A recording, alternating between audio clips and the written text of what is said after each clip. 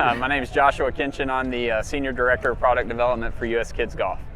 Okay, so I've been doing this golf podcast for 18 years now, and a topic that comes up, and it's directed at amateur golfers about becoming better golfers. It's called Golf Smarter. And many of the topics that we've discussed over the years is how do you get your kids started in golf? Right. And years ago, somebody mentioned U.S.Kids clubs, and I've always been fascinated, and I just would love the story and how it works. Yeah, so we like to say make golf fun enough, long enough until they can't get enough. So we use games-based learning teaching.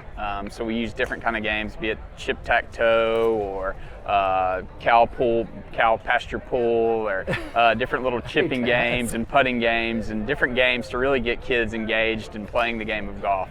And we do that really through three main facets of our business. Coaches, so we have a line dedicated to coaches, certifying coaches, getting coaches to teach our curriculum and teach kids how to play the game of golf. Tournaments, so we have tournaments all across the globe that we get kids involved in tournaments and playing competitive golf versus one another, which is always fun, the thrill of competition. And then finally, products. We manufacture a number of products that help kids play the game from the time they're 2 or 3 years old all the way up until they're 14, 15, 16 years old, depending on the particular junior. So there's a little kid standing next to the clubs that may be a little too small, but one of the things a lot of people do is to get their kids started is they'll take their clubs, cut it down, stick a shaft on it. Why does that not help the child? Okay, so typically does it? No, we would argue strongly that it does not help the child. One, the heads are heavier. So typical adult weight clubs are much, much heavier than what we offer in our line.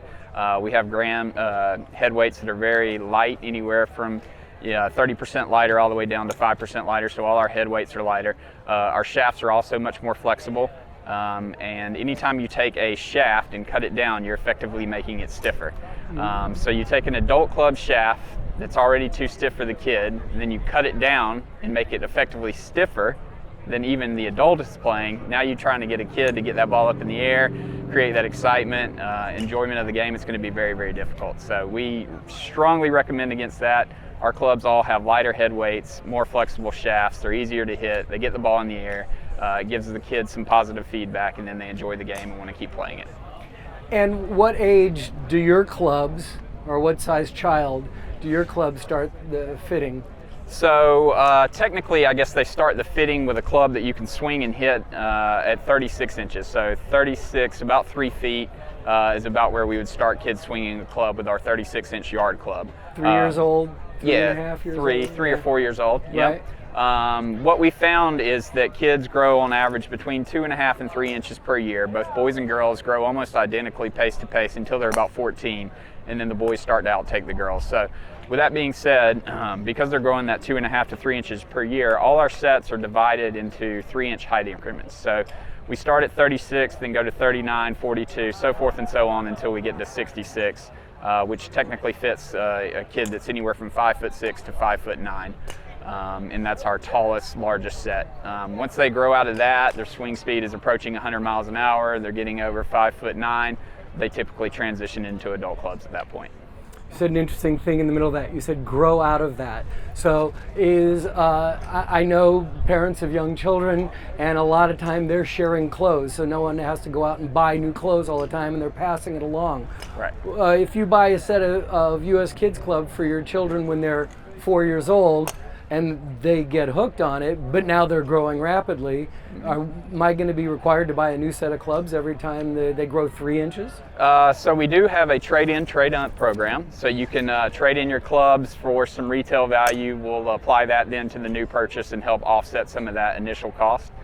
We also recommend, brothers and sisters, passing them down to your brother and sister, and then kind of much like I do with my 3 boys, the 14-year-old passes his clothes to the 12-year-old, who will pass his clothes to the 7-year-old. So you can do that method as well.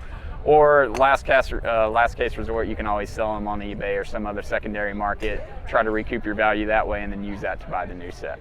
So if a parent doesn't want to go every 3, like that often if the kid's growing fast, what's the maximum growth spurt that you can deal with before they really do have to move into the next set? So our big philosophy here is grow out of your clubs and don't try to grow into the next size set up.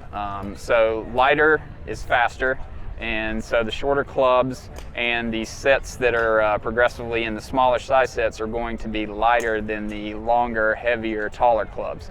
So lighter is faster. That's going to allow you to develop your swing, develop hand speed. We would try to keep the kid in a shorter set of clubs before purchasing up above his player height. So that would be our strong recommendation there. Have them grow out, don't have them grow into. How's business? Business is great. We've had 3 phenomenal years. I bet. COVID must have been amazing for you guys. COVID has been a blessing in disguise. It's a terrible, terrible tragedy, but it was good for the golf business. And podcast business. Yes, indeed. All right, Josh, thank you so much. Yeah, I really thank you so appreciate much. it. Yeah, appreciate your time. Thanks for having me on.